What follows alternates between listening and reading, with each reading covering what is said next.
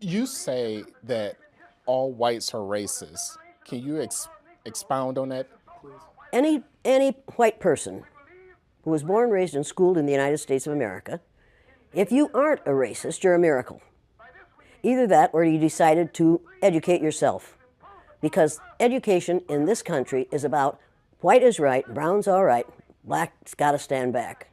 Yellow's mellow, but whites, we educate in a way that says that white males have done all the adventures, have made all the adventures, have done all the discovering, have made all, everything that is good and has been accomplished according to social studies, which is actually anti-social studies, by white males. It's a lie.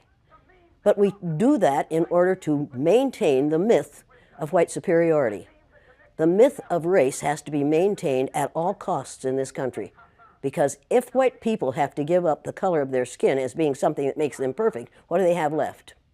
If we start teaching the truth about history, if we start teaching about Nile Valley contributions to civilization, it will totally change the way we conduct ourselves in the classroom. It will have to. Columbus didn't discover America. You can't discover a place where people are already living. But we celebrate that every October. It's a lie. We need to get over, we need to stop telling the myths and start telling the truth.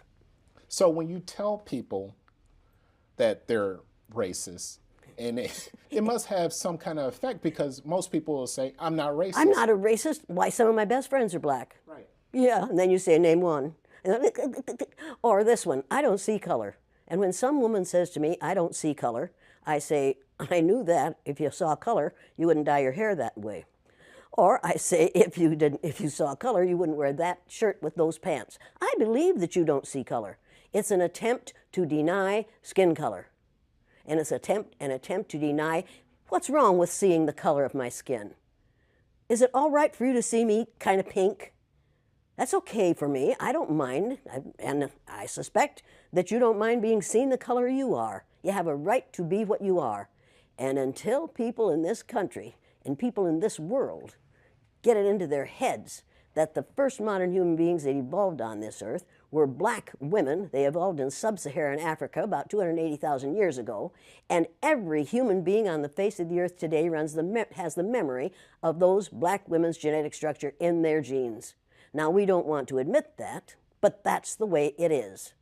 And as people moved farther and farther from the equator, their bodies produced less and less melanin, so their hair, their skin, and their eyes got lighter. As they moved into the east, they ate a lot of fish and a lot of vegetables, so their skin took on a different tone. I found that out when I was raising little kids. My husband worked in a supermarket. He was the head of the produce department. And they had lots of oranges that they couldn't sell, so he'd bring them home. And I was feeding my kids orange juice like you never saw in your life. They began to have an orange cast to their skin. I thought they had a liver problem. So I took him to the doctor, and she said, what are you feeding these kids? I said, well, lots of orange juice. She said, stop it if you want them to stop being orange. Now, if you think that skin color isn't anything other than the body's natural reaction to the natural environment, get over it. So if all white people are racist, according to you, can they be reprogrammed? Well, of course they can. Of course they can. Of How? course they can be. It's called education. I'm an educator. The word educator comes from the root duc dus, which means lead, the prefix e, which means out, the suffix ate, which means the act of, and the suffix or, which means one who does. An educator is one who is engaged in the act of leading people out of ignorance. Now, I know you can change them.